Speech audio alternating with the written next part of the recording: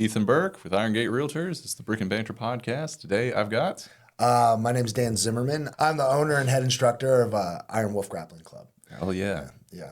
Dude, I remember the grand opening. They were just packed with people. Yeah, our grand opening was pretty big. I knew it was going to be big, but I didn't know it was going to be that big. There was just so many people out there, so much support. Had people coming from like Pittsburgh and Detroit, and we had a lot of people from Columbus and Newark come by. And yeah, it was just a big party. That was really fun. That's cool. It was a lot of fun. Yeah. I think we had about 60 or so people on the mat. In total, I think we had 120 people show up, which seemed cool. Wild in such like a kind of like small space. Yeah. So yeah, it was really packed in there. But luckily we have the big bay door so everybody can kind of like hang out outside and stuff. So yeah, that was pretty cool. Yeah, I was trying to find like a little spot to roll without running into people. Yeah, that's always a little difficult. It still gets like that during classes a little bit, but it's nice. I've definitely been training long enough where I've been in rooms like that, where there's just so many people. And it's like, well, that's just what they do. Like I've been to a lot of high level gyms where it's like,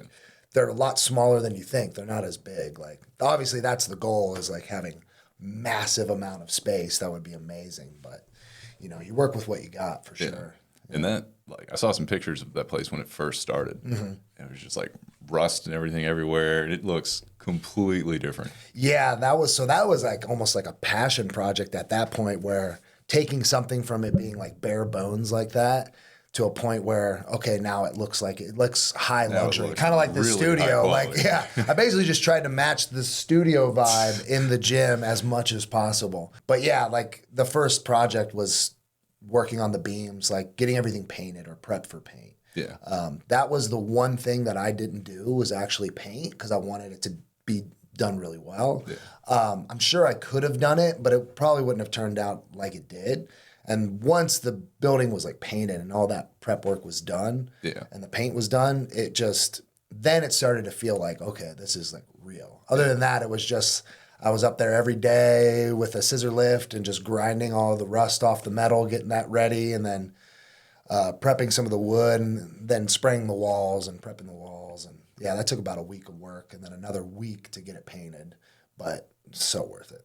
Now you got like the cage up top, you got the slanted wall, you got the other mats. It looks official as hell. The divider for the cage too was kind of like necessity, where it was like, I wanted more mat space. We just wanted more mat space. I wanted essentially a striking area where originally that top zone was going to be the lounge. That's where the couch and the TV was going to go and everything, but it didn't flow right. It seemed too difficult to walk past all this essentially violence and all this like rolling to get to a lounge area.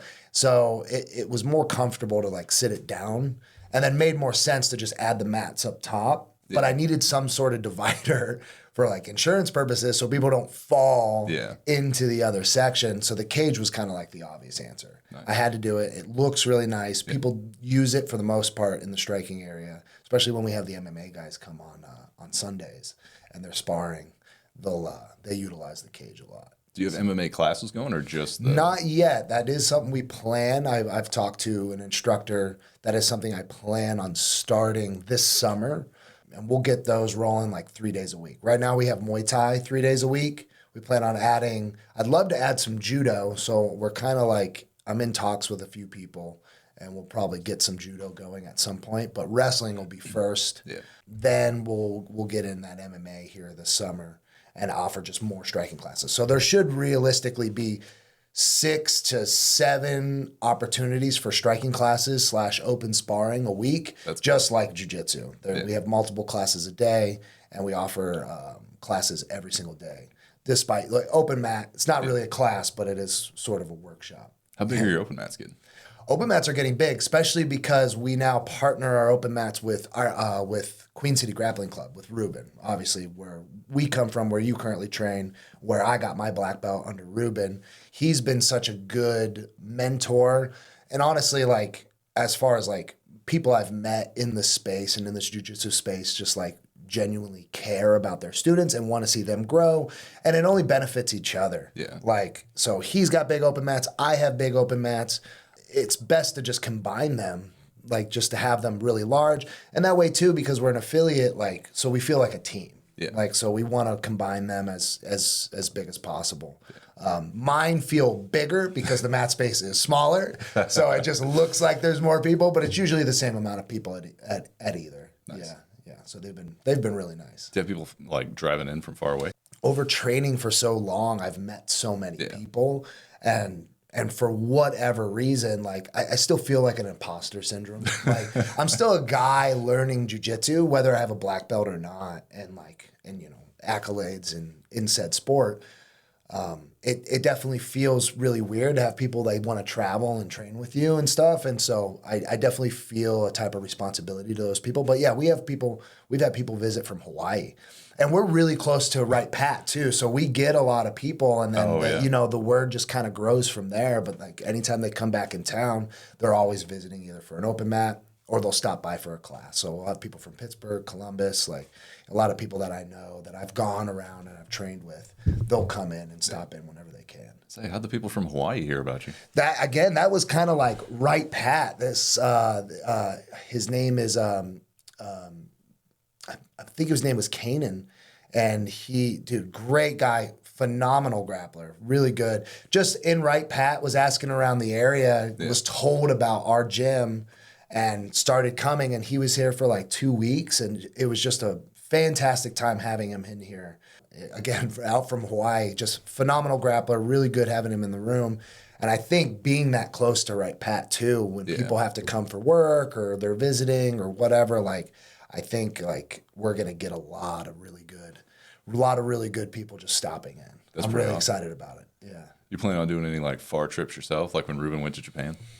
Yeah, unfortunately, I was supposed to be in Vietnam right now. My wife was there for a wedding, and she's actually flying back today.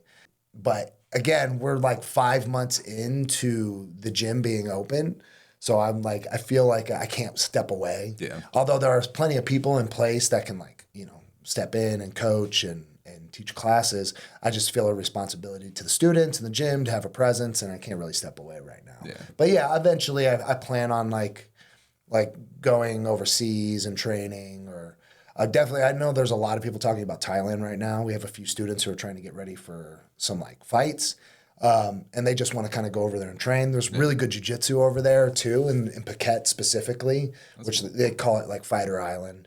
Like that's like the place to go. Definitely. I never hear about Muay Thai over there. I didn't know they really did jiu-jitsu. Yeah, well, they don't really do jiu-jitsu. Obviously, they're known more for their Muay Thai, obviously, because it originated over in Thailand. But there's a lot of like really good like fight camps that go on over there. So jiu-jitsu's just kind of happen to be a part of like all the MMA guys that are over there. So it's grown. There's a grappler over there named, I think it's Owen Lindsay, I think. Big UK grappler, big judo guy. He just opened up a gym over there. Nice. Really good practitioner. So like that's kind of like I'd probably go over there and try to get some classes and get some work in with him. And it'd just be nice to be in Phuket. Like just like go to the beach after training every day. Oh my God, that sounds so nice. So are you just trying to expand your knowledge at this point, or are you looking for like the next level up on black belt? That's a really good question. I would say I definitely, because I have I'm big in competition. Like I like to compete, but I have a responsibility to my students, and I'm getting older. Like I turned 38 this year. I definitely, yeah, dude.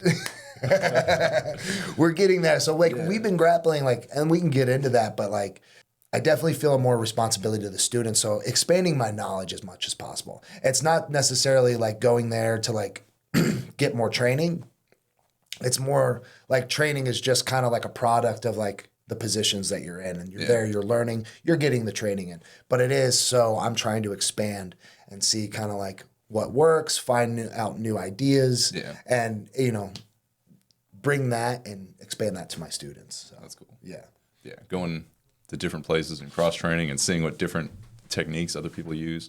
Cross training is really big, like especially at our gym, and even Ruben's always preached it. A lot of gyms do, but not a lot of gyms do. Like at the same time, and it's kind of like astounding how like you hear through like the grapevine how like, oh yeah, they don't allow us to cross train, and like that's kind of a disservice to the student. At the end of the day, and I've always preached this to everybody that walks through my door, like like I'm not trying to build a cult. We're all people trying to get really good at jiu-jitsu. Yeah. Like you are a paying customer. If at any time you're not receiving the services that you think like you deserve or that you're paying for, like it's your responsibility to find a gym or find a place where you're getting your needs met. Yeah. And like, you know, we met back in the day. We started training together. And I think you've been training just as long as me back in 2016. Right? 2017. Yeah, it's been a while. We started training together, or you came to Brown's, and I think you left a different gym and came there for a little while, and then ended up switching off and going somewhere else. But like we started training together back in the day. And I mean, you were just playing rubber guard then. You were a problem then to deal with. You're still a problem now to deal with. Like your technique is phenomenal. But like it goes way back to that point where it's like, yeah, like, you know, you might have to make a few switches before you find your home. So I try to really like tell all my students, hey, if this at any point becomes not your vibe or you're not receiving the, you know, what you thought you were signing up for, then you just need to leave. Like you need to go and find that spot, your home, that spot that fits all your needs. So I think that's super important to remind students about that. Like, hey, you're just a paying customer. Like this is a service. Yeah. You don't owe me anything. For sure. Yeah. I've been at those places where they were talking about kicking people out because they found out they cross-trained at some other gym. Like that's so bizarre. Yeah. And those people know who they are. And you want to like come up with these ideas in your head of like, oh, well, why would they do that? Yeah. Is it because they're scared that people might either get hurt? Like you can come up with a million excuses. Oh yeah, they might hurt you. They're going to roll too hard, or I don't want you showing them our secret techniques, or, you know, and really I think it more so comes down to they really want to keep people in house and keep them be like, you know, unfortunately a student is what drives the business, right? Yeah. And that's like when you get into being a business owner, you go from being a competitor and just a jiu-jitsu practitioner to being like a coach and owning a business. And it's like, unfortunately, like student count is important to keep the business running and keep the lights on, right? So you have to embrace that side of it.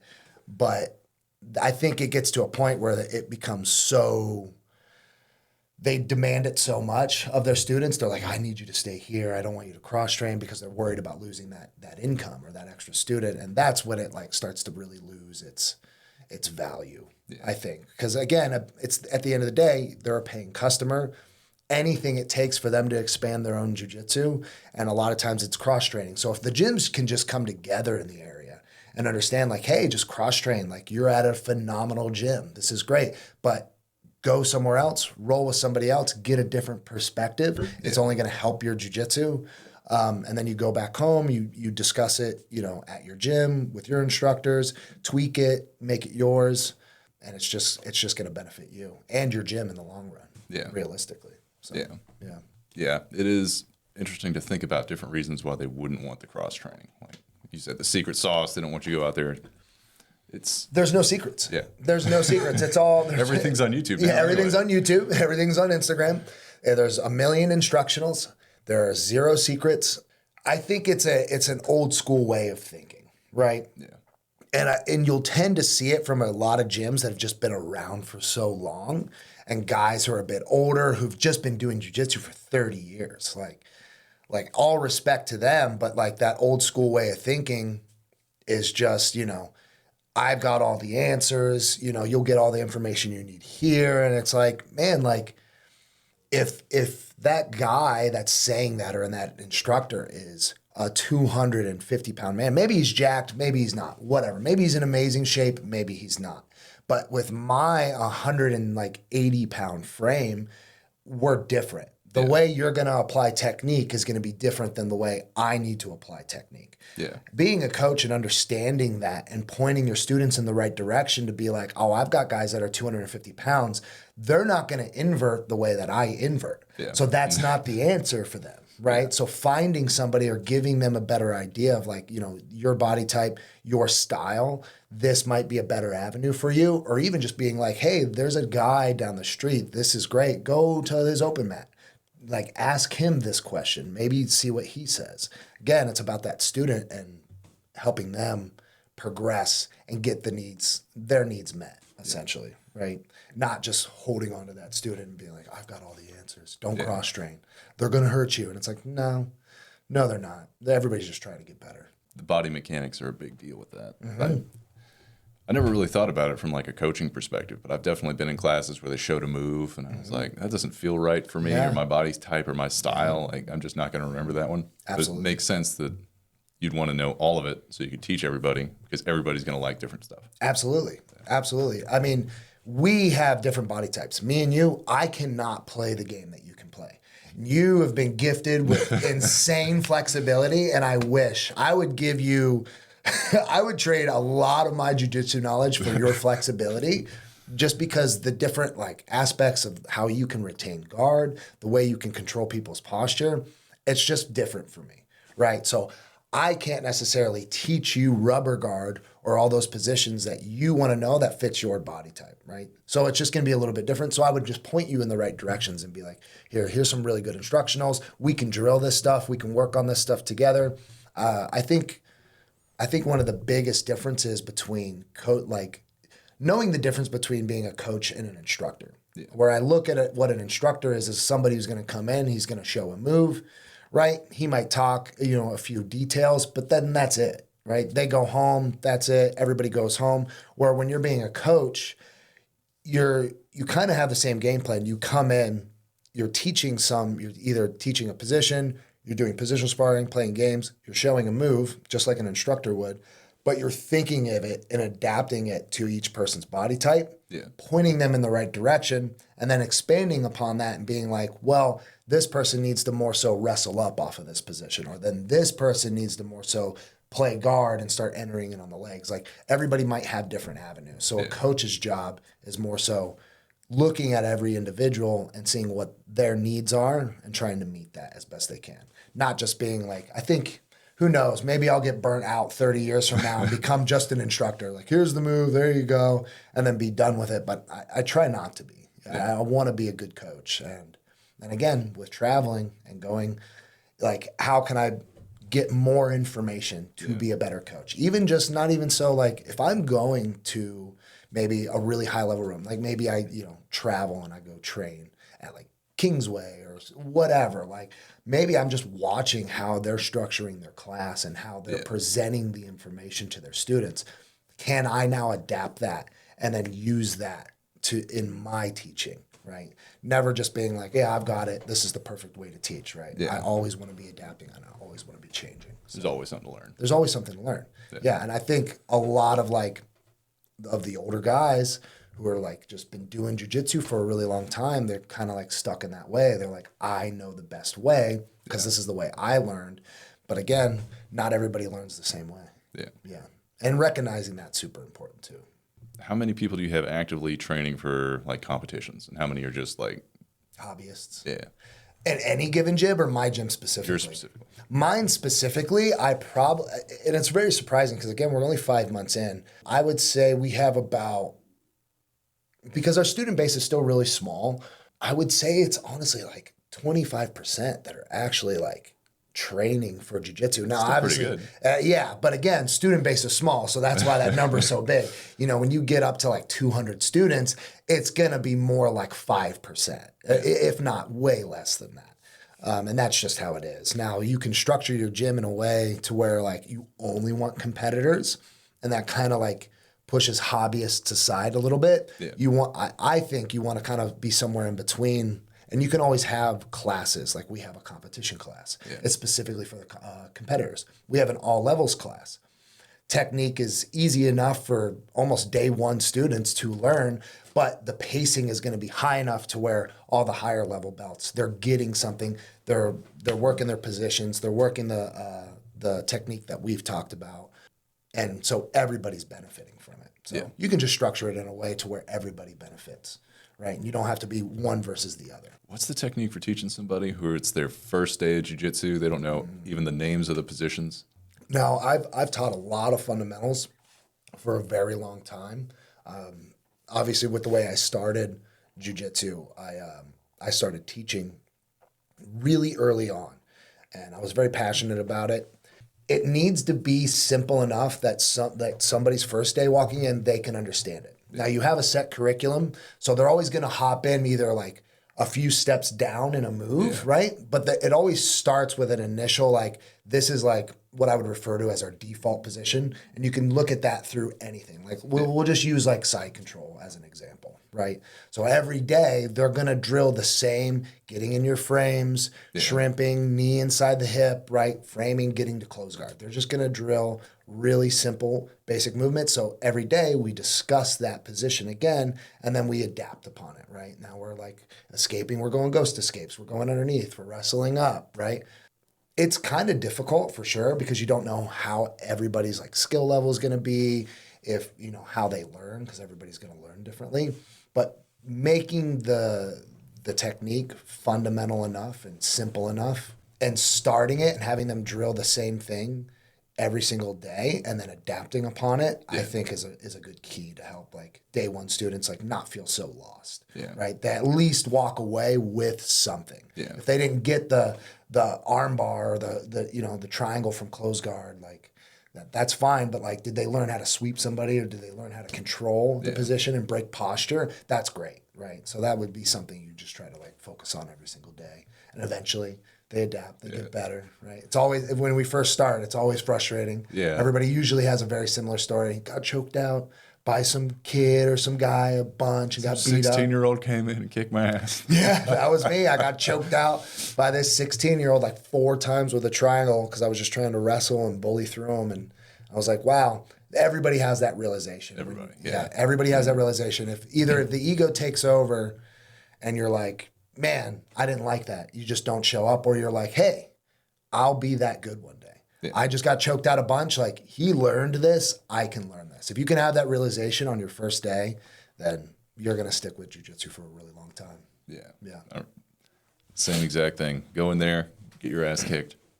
Feel like there's just so much you don't know, and then it's cool if you keep going. You start picking stuff up. I remember like I first really started feeling like I was doing jiu-jitsu when I was like, okay, I'm in this position. I don't know anything from here. Let me learn one thing from here. So I at least have some answer. It might not work 100% of the time, but there's something I can do from like bottom side control or something. And then, okay, I'm in side control now. I don't know anything from here. Let me learn one move from here. Just one move from every position. Like, okay, I have some kind of answer. It doesn't work all the time. Okay, I just tried this move. It didn't work. What's something else I can do from here? And just gradually, like one move at a time, add more and more to your game. And then a brand new white belt comes in. You're like, smoking them. You're like, I'm learning stuff. This is amazing. I can actually see my progress now. Yeah. It's such a cool feeling. Yeah, it's an amazing feeling, especially when like, literally how you described it is perfect. It's beautiful because when we have new white belts, and they come in and they're learning all these techniques, or they think they're learning techniques, but they feel like they're not learning techniques. It's not until that next white belt shows up and they roll with them, and then they have that realization. They're like, oh, hey, this works on somebody who's absolutely untrained, right? Or even somebody that may have like a little bit of wrestling experience. So seeing that spark and that excitement, like, it's such a good feeling as a coach. And then it's an amazing feeling when you're like a white belt. And even a blue belt, like it just, you never stop adapting. You never stop adding things and getting better. Obviously, I think it gets harder as it goes on because you learn so much, but everybody also knows so much. And it's just harder to implement those things, right? So then you have to start setting up traps and like getting them to post more and things like that. So again, it's what makes jiu-jitsu so great. It's just, it is so humbling and yet so rewarding all at the same time. 100%. Yeah, because you start getting that momentum. You start like learning stuff. You start beating up the new people. You're like, okay, awesome. I'm not brand new anymore. I know what I'm doing. And then you go up against somebody who's been doing it a lot longer than you, and you're just like, I don't know what I'm doing at all. You're like, I have no idea what I'm doing. Yeah, it's definitely like a big wave. You're going to spend more time down here in the valley, and then you'll have like one big like, oh man, like this really helped my game, and then you're back down. Immediately, like it kind of stops working, or it's still working, but then like you're still running into all the same issues. Yeah. It's great. I wish more people knew about it, and at least with, even with this podcast and us talking about it right now, and me owning a business and getting to do jiu-jitsu every day, like it's really rewarded me getting to do like a sport that I love, and now I get a chance to really like take it out to the masses and like really get more people involved. I'm trying to get new people involved in everybody's gym. Mm-hmm. Is there like a trial period for your gym? Yes. So we do a free week trial. We get like 7 classes. I like to say they're like 7 classes. We can usually extend them because everyone's schedule is a little bit different. Yeah. We do a couple of fundamental classes a week. And obviously with new people, we don't want them to go to the all levels class just yet. Depends on the individual for sure. But then typically, like, we'll do a free week trial. They'll come to 2 classes. We'll extend it if need be. I want people to feel very comfortable before like really making that commitment to signing up. But most people sign up. Most people love it. The hardest part about doing any of it is just walking through the door for the first time. 100%. Yeah. And that's with anything. That's with going to the gym to work out. Like getting up and going there is the hardest part of the entire workout. Yep. And at least with jiu-jitsu, like oftentimes when you go into the gym and you're lifting weights, it's a lot of like, you have to motivate yourself. You have to keep yourself accountable. Where with jiu-jitsu, there's a whole room of people and you're going to make friends and they're going to be like, why didn't you show up? Yeah. Why weren't you there? So. And everybody's always super cool. Like, I've only run into 1 or 2 people I thought were jerks, and none of them were anywhere near Queen City. People are people. Yeah. Everybody's got a personality. Whether they're like, that's what's super nice about jiu-jitsu is like the ego thing we just talked about. You come in your first time, you get beat up. If you have a really bad ego, you're just not going to come back. Yeah. So that it really weeds out like the guys who are, that can be kind of like jerks and not so nice people. But, occasionally some of them stay. And that's with anything. There's always going to be people like that. You're always going to encounter. But it is few and far between. There's not very many of them.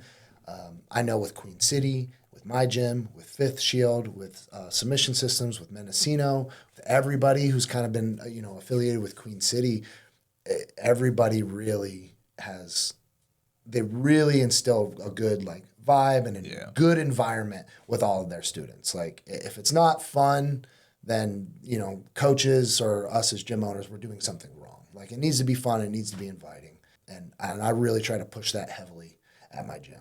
I know Ruben started having, like, female-only classes. Are you guys doing that too? Yeah. So we also do a female-only class. He does his at Friday at 5 p.m. And then so I wanted to give them another option. So we do our Saturday at 9 a.m. And it is always free. You can sign up. You can come as much as you want. Never going to charge for the classes. It's just an hour-long class. It's a very fundamental technique. I try to incorporate a little bit of self-defense into it as well.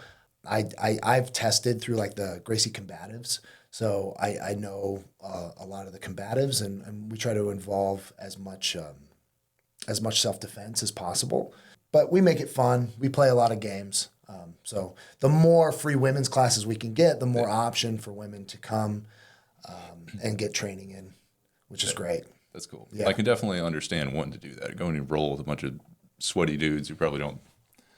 I've never run into anyone who doesn't smell great. But I'm sure they're out there. Yeah.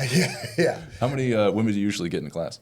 So this is where I think we're really making waves with it, because before like training, it's really rare. It's a very, very male dominated sport, which makes it very intimidating for women to come and try. So that's why having a free women's class and having a class just full of only women is very important. At least gets them in the door where they can feel more comfortable. Now, when we opened up, and again, we're just hitting our 5 months now. We actually have, I think we have like 10 women signed up right now, 10 or 11, and that's a lot. And any given day, we have anywhere between 3 to 6 women on the mats for any given class, which is wild. Yeah. Having that many women for them to work with. that's just awesome. We're actually to a point, and I guess I can announce it here, we're getting ready to start a women's only competition class. So like we want to try to invite more women from the area, from other gyms, and it'll always be free.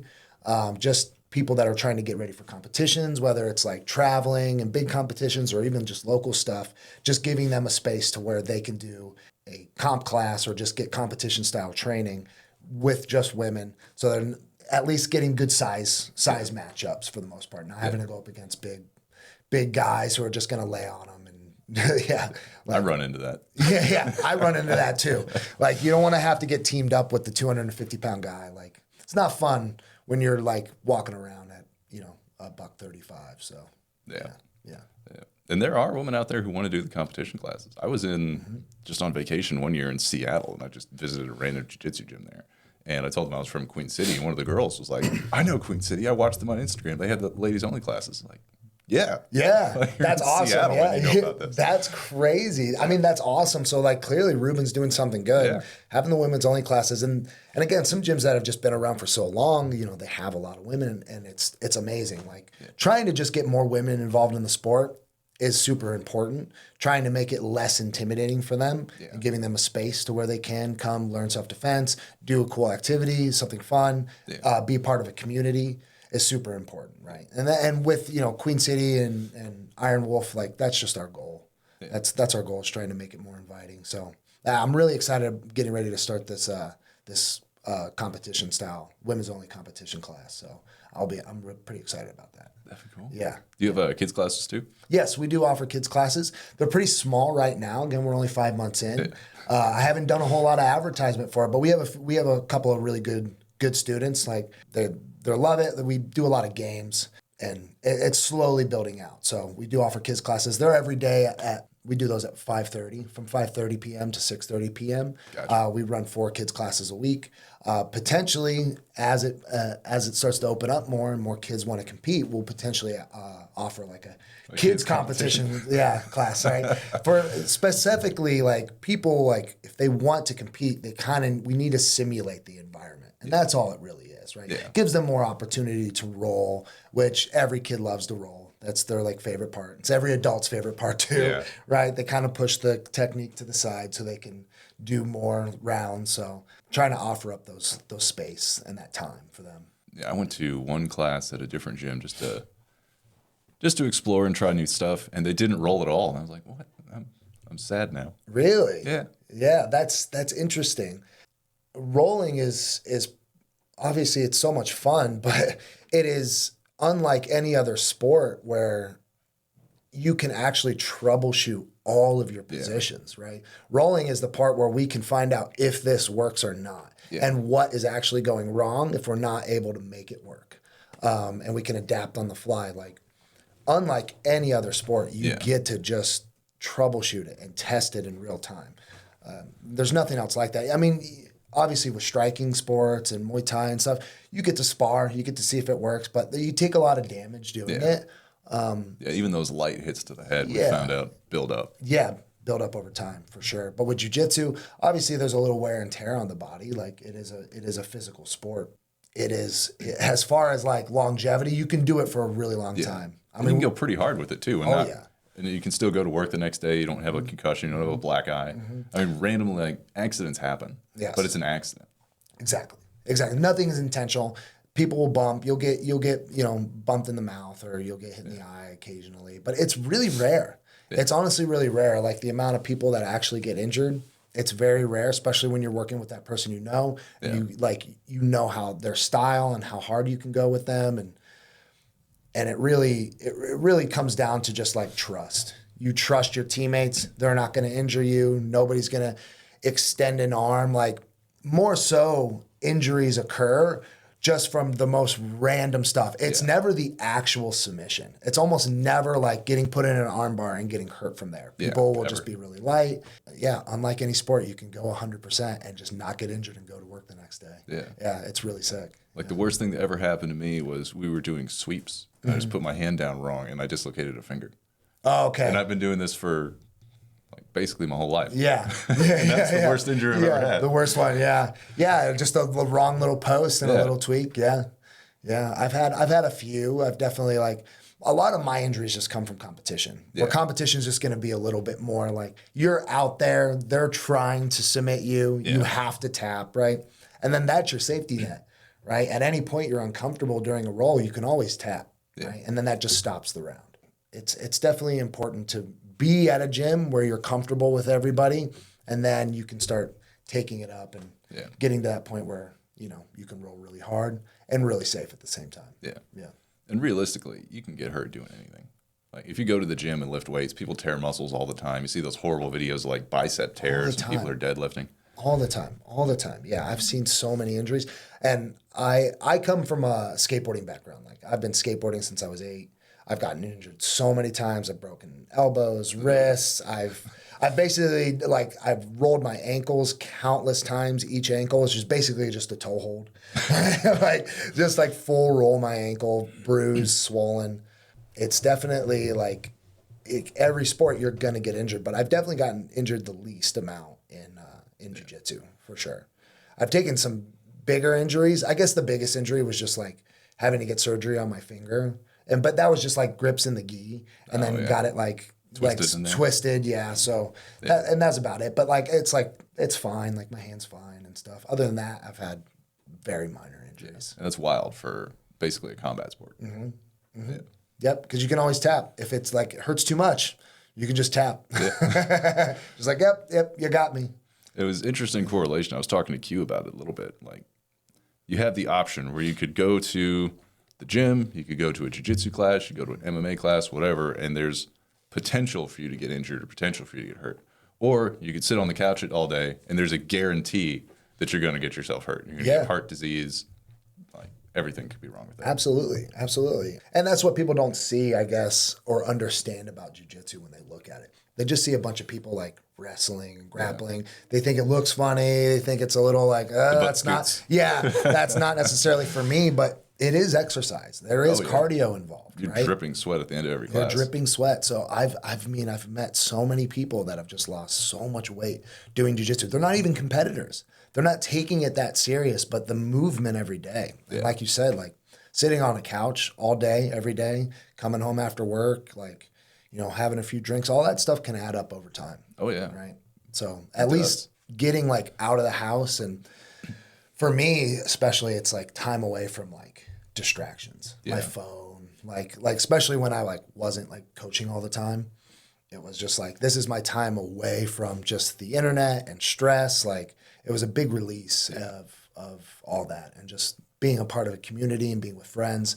It's really good for my mental health and a lot of students' mental health, I think, as well. So it's hard to get into an environment where nobody's on their phone all the time. Yes, absolutely. Even with skating, you go and do a trick and then you sit down and you look at your phone. Right. When you're on the mat and you got an hour and a half class, you can't. There's no time. You're not sitting on the side of the mat, or else the coach is hey, we're going over technique. Be a part of the group. It's one of those very few scenarios where you can be in there and you kind of have to be all in there mentally. Mm-hmm. You can't be thinking about I forgot to pay that bill, or this guy was an asshole to me at work today. Yeah. Or, this person cut me off in traffic. You're there, you're focusing on not getting choked. Yeah, you're focusing on surviving. There's absolutely no way to think about anything stressful when the most stressful thing is in your face trying to choke you. You're I have to just breathe right now. So, it is the best distraction. It's the best distraction. And there's a lot of there's a lot of science behind just obviously being around a community, physical contact with other human beings. It's really good. It's so good. I've met so many people. They're just they text me because they just haven't shown up. They're I'm dying.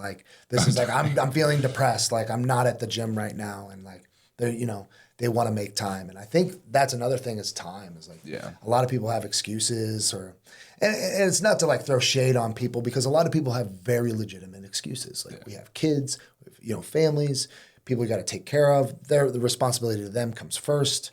And then obviously with work and work responsibilities, it's tough. But if you can boil it down to I just need an hour or an hour and a half to go and do this, and then it just can make you a better husband, make you a better father. You're working on your own mental health so you can be more present for your family. They really need to address that a little bit more and like discuss that. Like, I mean, with me and my wife, she knows she used to be a competitive bodybuilder and she's inside the space. So when I'm like, hey, like I have to train today, she's like, yeah, she's like, absolutely. Like go and do you. And then, you know, you're going to be a more pleasant person to be around. And I'm like, yes, thank you. Okay. Yeah. You get off that energy, you get those endorphins. Yes. Yeah. It makes you better mentally and physically, obviously. Yeah. Yeah. Like my next day at work, I'm more clear. Like, how can I be so stressed over like getting all of my work done when it's like, yeah, like somebody was trying to kill me yesterday. I survived. Like, I think this is going to be a little bit easier to handle. And the confidence from like the self-defense aspect of it is just, it's so nice and it's understated. I think there's a lot of people who know they don't really know how to defend themselves, and it really affects how they treat people around them. Absolutely. I think there's a lot of misconceptions with that too, where like there's a lot of gyms that focus on specifically the self-defense, and that's great, right? And essentially that is what jiu-jitsu is at heart. Like that's what it was from the beginning. It was always just a self-defense. Yeah.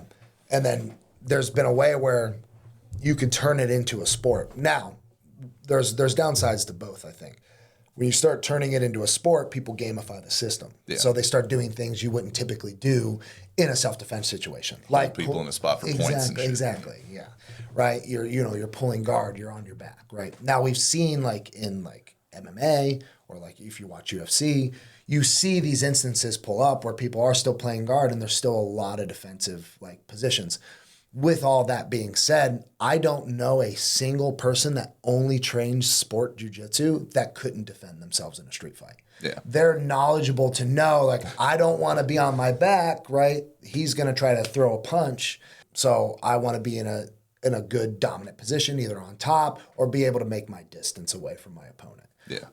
I think people need to understand that whether they're looking for either self-defense or not, you're going to get an ability to do both from either or. Yeah. Right. And again, like I said, I don't know a single person that does sport jiu-jitsu or just like rolls for fun that couldn't defend themselves in a street fight. Yeah. Not a single one of them. So, and to add to that, when somebody's trying to punch me in the face, they're more open. Jiu-jitsu is a lot easier. Yeah. Like they're when people are doing jiu-jitsu on jiu-jitsu, it's much more difficult. It needs to be way more technical. When people are throwing punches, they open up a little bit more. Underhooks are easier. Control is easier. Posture control is a lot easier. Getting around to somebody's back is a lot easier because they overextend themselves, right? Especially against an untrained opponent. It's kind of a night and day difference. So yeah. Going against somebody who has no idea what they're doing, it's just you're just playing with them at that point. You Absolutely. do whatever you want. Absolutely. And I think even where a lot of like people who focus on self-defense or teach a lot of self-defense jiu-jitsu, I think they're smart enough to understand too, and something that I've always even preached is it's not about like there's no magical martial art that's going to stop like any damage from getting taken, right? Obviously when there's weapons involved, it's how do I create distance and get out of the situation, right? Yeah. Not necessarily engage. But especially when you're teaching like self-defense jiu-jitsu, it's all about minimizing the damage. There's no way you're not going to take damage. It is a fight at the end of the day. If they're throwing punches and they want to hit you, they are going to. So it's just about how to cover up, how to manage posture control, right? And minimize the amount of damage. And just being honest about that stuff. Like a fight is a fight, and it's very scary and it's very intimidating. And there's a lot of cardio involved. People get tired really quick. Yeah. That was something. It is shocking how quickly you get tired when you're in a real scenario. Oh, yeah. Like 1 or 2 minutes, your gas tank is empty.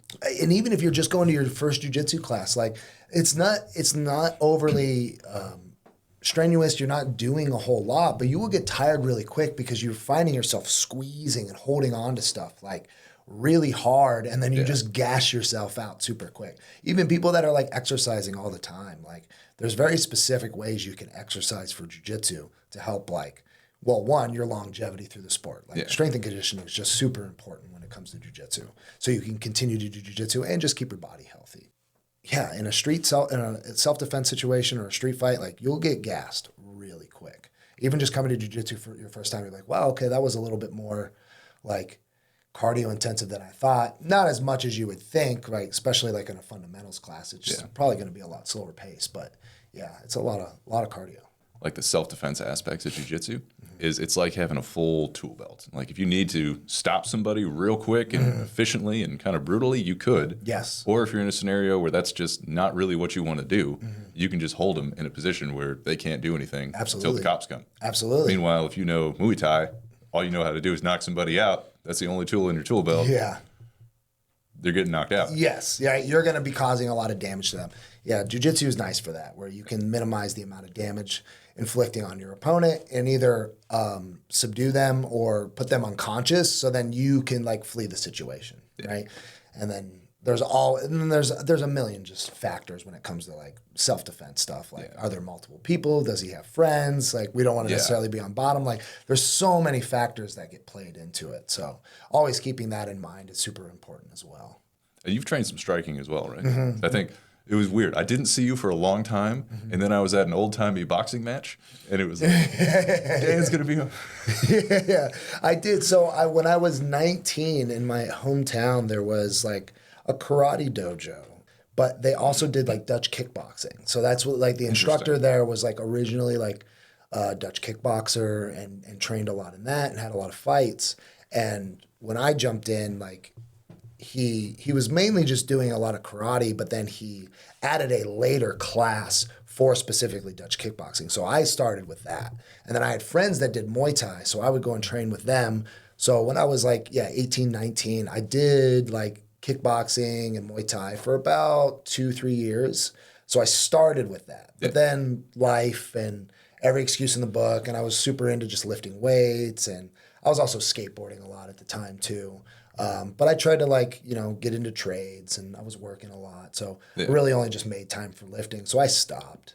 And it wasn't until I moved to Dayton like 10 years ago to pursue like working and skateboarding that I actually had like a normal job and a normal schedule where I'm like, hey, I'm off at like 5 every day. So I'm like, I can go and do this again. Yeah. So I started with Muay Thai.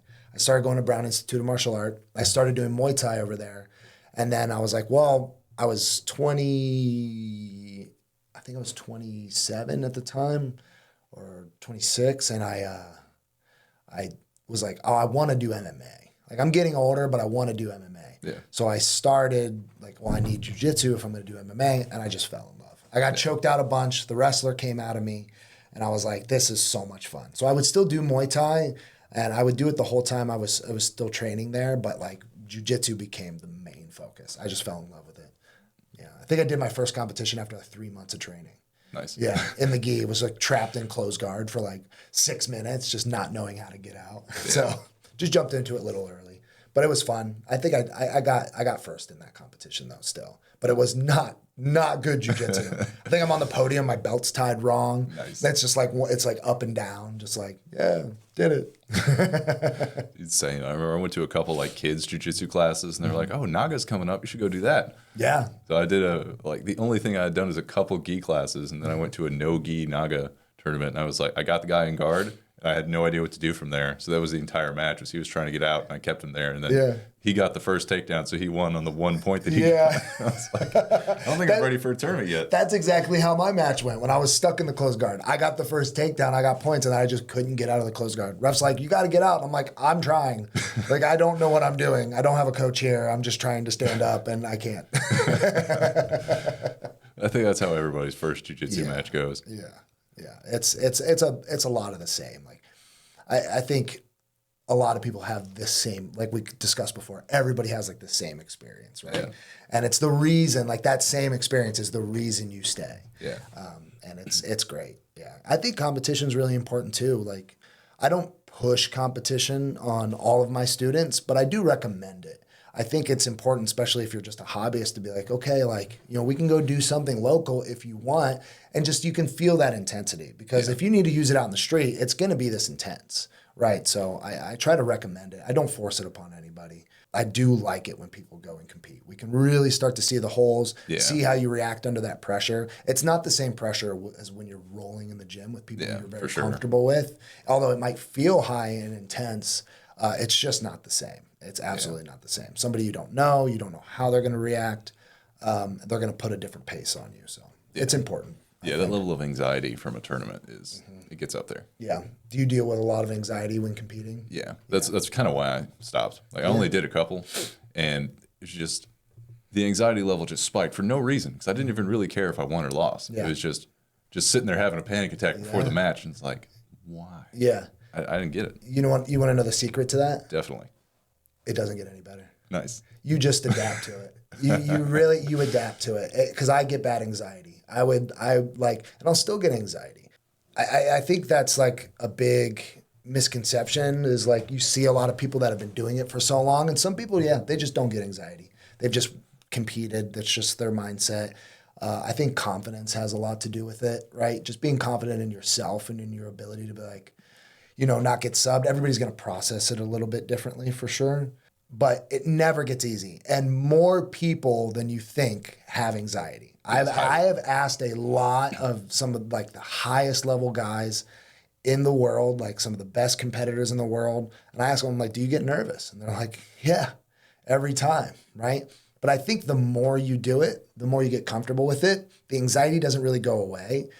But embracing the anxiety, recognizing the anxiety, and adapting with it, I think is important. I find now if I'm not feeling anxious, then I'm like, what's going on? Like I'm looking for those nerves a little bit. It helps fuel me, and I'm just like, okay, we're in the right place. We're doing the right thing. My brain recognizes where we're at right now. Yeah. I definitely have like games that I play with myself, like when I'm getting ready for competitions and stuff. I focus on a lot. For me to help with my anxiety, like I focus on a lot of defense.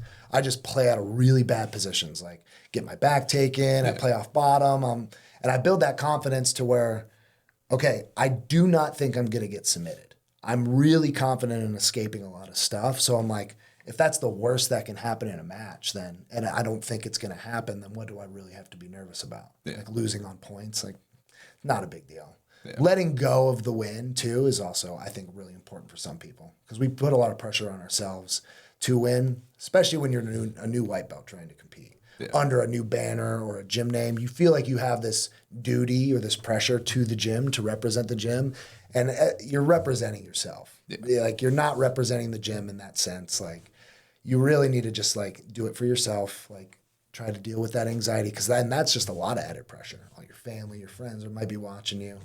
It can be a lot of pressure and difficult to deal with, right? It's very reasonable to be like, I can't, I don't want to deal with the anxiety because it's not necessary for some people. Again, you don't have to compete, but like that anxiety can be pretty crippling.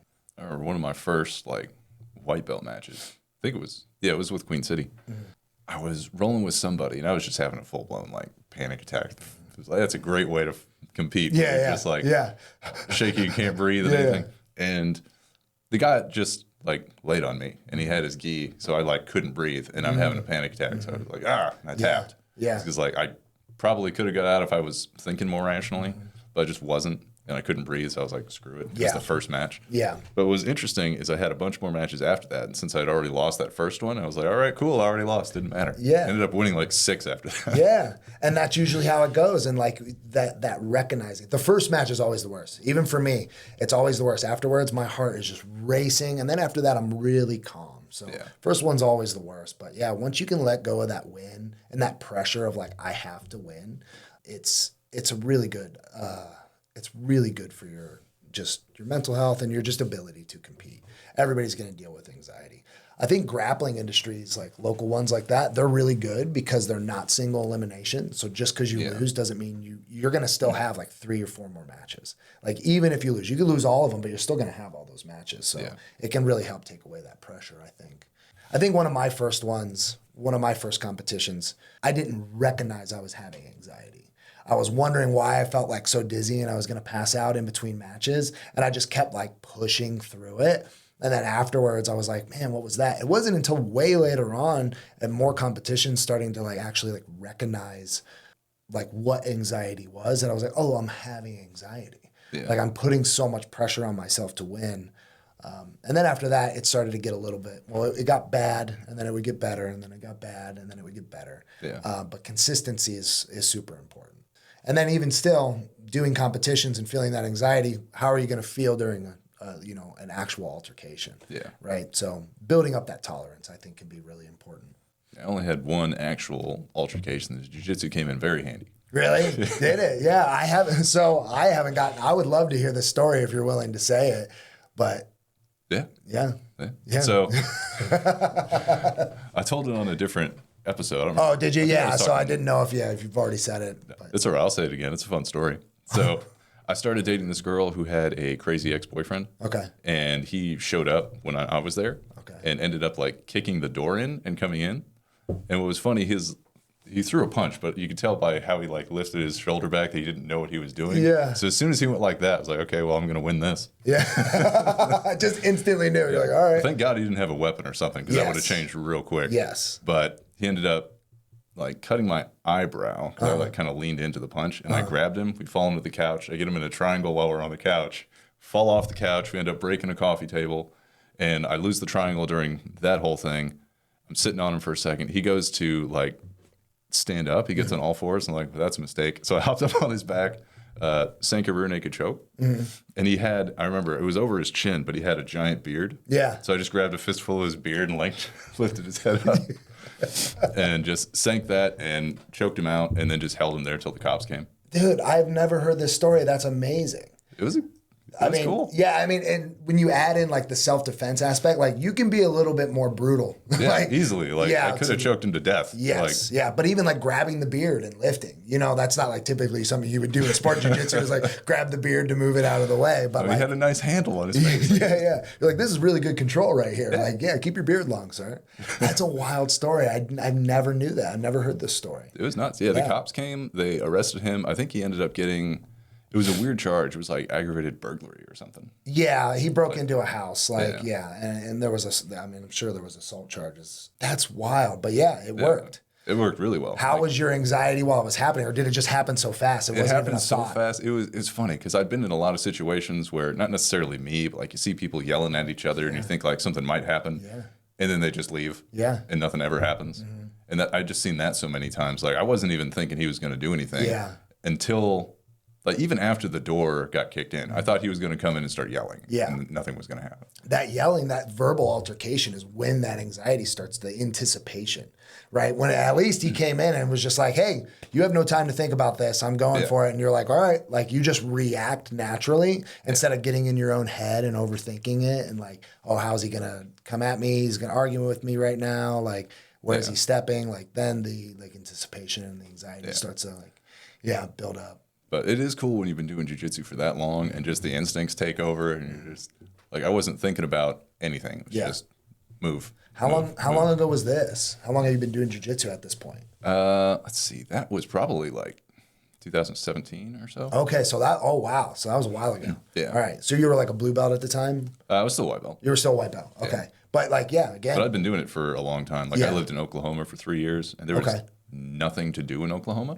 So I started a jiu-jitsu place there and I was just doing it like 3-4 times a week because there was nothing else to do there. I gotcha. Yeah. So did you take like a big long break off? Like did you start really young? I guess I don't know how you started. So I started when I was in like probably like early high school. Okay. Because I've been doing Taekwondo for a long time. Oh, okay. And they had... Did you get a black belt in Taekwondo? I did. How quick? I don't remember. I know I got it in high school and I started in middle school. So okay, so it took a while. Okay. But they at some point started like a kids jiu-jitsu program. Okay. And then I started doing that and like it turned into an adult program. But I was like dabbling in it. I went like once or twice a week. I went like once a week, every once in a while. Mm-hmm. And then I kind of kept doing that throughout my entire martial arts career. I went from that to Muay Thai after I had my Taekwondo black belt and like a couple jiu-jitsu gi classes under my belt, and I thought an MMA fight would be a great idea. Yeah. I learned after 3 minutes of getting punched in the head that it wasn't a great idea, and that I didn't know what I was doing. Yeah. So then I quit Taekwondo and started doing Muay Thai. Okay. And again, they had jiu-jitsu classes, but I only went when I was like not super tired from the Muay Thai classes. Yeah. So it was like once or twice a month I was going to a jiu-jitsu class. So I've been doing it forever, but never consistently until I went to Oklahoma. So Taekwondo black belt, then immediately start Muay Thai. Thought process of like, okay, this is just way different now. Yeah. So because the Taekwondo was like point sparring. Yeah. And I didn't realize how many bad habits I had from Taekwondo point sparring, where the distance, you're just trying to touch somebody. Yeah. And like it's a completely different thing when they don't stop after they hit you in the head. Yeah. It's so different. Yeah. Night and Just day. the one touch, you're like, and you're like, all right. Yeah, you don't think about it because they're still coming in, but then they get it and they're like, all right, separate. You get a point, go again. Completely different when you're in there and they're like, punch. Yeah. And then a kick. Oh man, yeah, and the clinch. You got to learn how to deal with every one of those punches. Kind of like resets you a little bit. Yes. And for a minute, you have to just go on instinct. Yes. And if you don't have any instinct, getting punched in the head for 3 minutes. Yeah. Do you still think that Taekwondo is a good option for kids? I think it's good to learn like the discipline of it. Yes. But if I had started with jiu-jitsu instead, not only would I have learned that discipline, but I've learned so much more practical skills. Absolutely. And when you're young, your body adapts to what you're learning. Like you can tell when there's a kid who's been wrestling for his entire life and he starts trying to do jiu-jitsu, his body just is built different. Yeah. And if you start off with jiu-jitsu, you're going to be built different than if you start off with taekwondo. And it's going to be more practical. Yeah.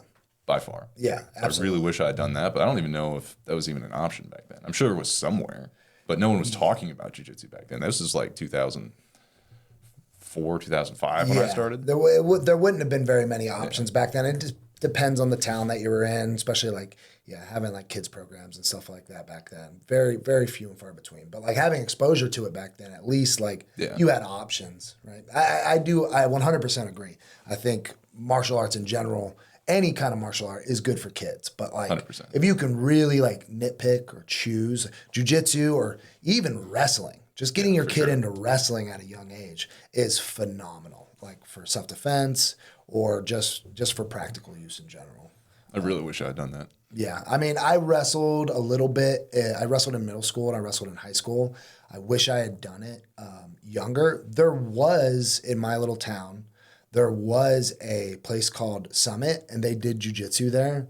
But my parents, they couldn't afford like an after-school like program like that, or afford for me to go and do that. And I was just skating at the time. It wasn't necessarily something that I was like would have been super interested. I don't know if I would have been interested in it then, but there's always like hindsight, like thinking back, like, I should have gotten into it then. But you're a kid. You don't really have the choice or the option. Like, I just wanted to be a Ninja Turtle. I did too. I think we all did.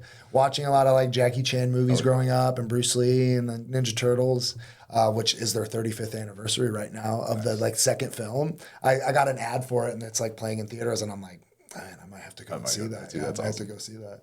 Some sort of martial art as a kid is good, but if you have the options, wrestling or jiu-jitsu is going to be it's going to be the best option, I think. 100%. Yeah. It would be interesting to see a kid who started off in Muay Thai. It would. Yeah, I mean, look at the kids over in Thailand. They start really young. A lot of them retire by 18. They've already had like over like 100 fights.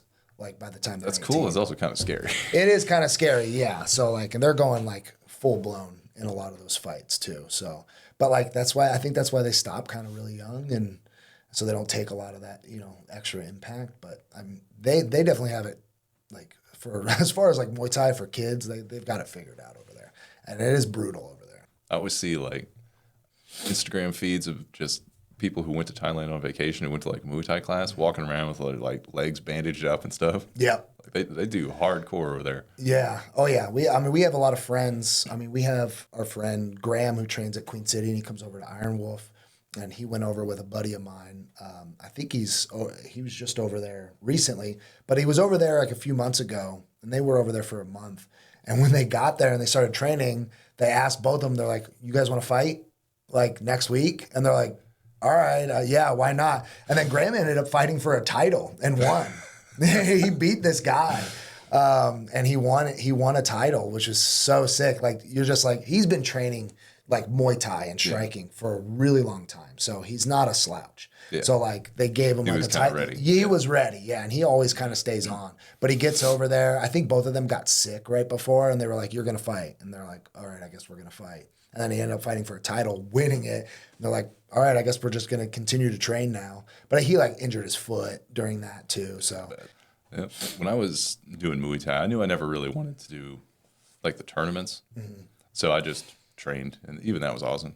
Yeah, I was when I was young, I didn't want to compete. I thought about it, but it was just the training. I was just so immersed in the training and just wanting to train with my friends.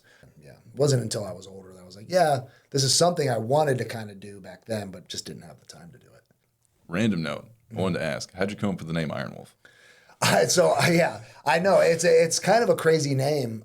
I was thinking of a lot of different names, and I was just like, and I had it written down, and it was kind of like, it's a little corny, but it's easy to market. I mean, you guys are Irongate, so like there's a lot of different like brands in that realm, but Iron Wolf always kind of like spoke to me. It sounded good. I like the lettering to it. I'm kind of weird when it comes to name, like the format of the lettering, I think looks good. And as far as like making content or making like, you know, logos and stuff, like the logo that I have right now, it's not always going to be that logo for sure. It's going to adapt and change over time, which is what I really like about it. I think it sounds really good. And it speaks to me, like obviously like with like kind of like where I come from and my heritage. I'm just like, yeah, Iron Wolf just, it speaks a lot to me. So you think about getting Iron Wolf? No. I do not think that I'll ever actually tattoo it on me. But yeah, the 4 letters and 4 letters, as far as like designing goes, it's quite nice. I'd at least get the logo. I mean, that's the gym you started. Yeah. That'd be pretty I'll legit. maybe do it somewhere, but I might do a different like version of it. Like, especially too, getting older, like I might have tattoos right now, but getting older and getting tattooed, it's not so fun. Especially too, like I'm trying to train and roll, and that's like 2 weeks off the mat, essentially. Oh, true, yeah. But like, it's really not that big a deal. Like I could, but I'm just like, man, do I really want to spend my money on that? Like I'm very big on like any money that comes in through the gym is just going back into the gym and back into the students for the ones that want to like compete or travel and stuff. So I'm really trying to like push that and not like, you know, worry about myself so much. So yeah. That's cool. Yeah. How many students do you have right now? Right now, I think we're at 60. That's not bad. Which is really good for 5 months. And you know, I was kind of hoping to like within our first year almost to hit that goal. Yeah. But I mean, we're definitely I think we're gonna surpass like, you know, my goal of like 75 in the first year. I really think that. So already almost hitting that goal is pretty like exciting. That's pretty sick. Yeah. How are you getting new students? Just Instagram? So Instagram, Facebook, and so mostly word of mouth. I mean, as far as like doing advertisements and stuff, I think there's a large misconception about like what an advertisement is. Yeah. People think like the more traditional sense that like, oh yeah, an advertisement is, you know, I'm paying for ads to push it out to the world. And that stuff does work. I mean, it's definitely, it's the way to go. But everything you post, everything you do is an advertisement, especially if you're posting on social media. If you even just have your address on Google, that's an advertisement, right? Like people can search you and they can see you. That's an advertisement, right? The way you carry yourself in public at local tournaments, branding with your logo on it, that's an advertisement, right? People see you, they know about you, they've heard about you. That's an advertisement for your gym. So I think people misunderstand what an advertisement is, and they think, oh, I have to put money towards an ad, and then that's an advertisement to get more students. But literally anything you post is an advertisement. It represents your brand and yourself and your gym, and people see that and they want to be involved. Yeah. That's an advertisement. Are you still doing the Just Stand Up challenge? I haven't done it in a while. I've been meaning to bring it back. Those were some funny videos. Yeah. I like those. I've been meaning to bring it back. I am going to bring it back this summer. I want to, because I have like a 10 by 10 mat. So I want to go and do like, go stand out at events or farmers markets or whatever, but then like offer the challenge and like offer up cash for anybody that can like hold me down for 60 seconds. So we're definitely going to be bringing that back. I haven't done it with any of my students. I need to. I was going to offer like, if anybody can hold me down, maybe we will still do this, but I want to do like a Just Stand Up challenge. If you can hold me down, then you're going to get like your first month of jiu-jitsu free. You can get your first month free on sign up. So that might be a good way to advertise and try to get more people to come and give it a try. Those were hilarious videos. Yeah. I would film like 15 at a time. Really? So I would do them back to back to back to nice. back. Yeah. And you had content for a while. Yeah. So I had content for a while. So, and it doesn't take me very long to edit. It's the same format over and over again. Did you have anybody who was able to do it? No, not yet. Not yet. And I'll take on a lot of like coaches and stuff too. There are definitely people out there that can do it. Like 60 seconds, although it seems like a short amount of time, is actually, it's kind of long, and it can be hard to hold someone down for 60 seconds. But like somebody who's like much heavier and pretty well trained, they'll have a good attempt. The caveat is like, you don't have to keep me pinned. You just need connections to me. So I actually have to be able to get up and break all connections. Okay. That's how I actually get out. So like, you don't have to just keep me pinned. So with good wrestlers, they'll stay connected. So they say if I stand up and they still got like a body lock and they're wrapped around my waist, I'm not out. They still have control. They still have an ability to get me back down to the ground. So I have to be able to like break the grips and disengage for me to actually get away. Dallas got really close. Dallas was one. I went over to Silverback Grappling Club. He's got a good kids wrestling program over there in Eaton, Ohio.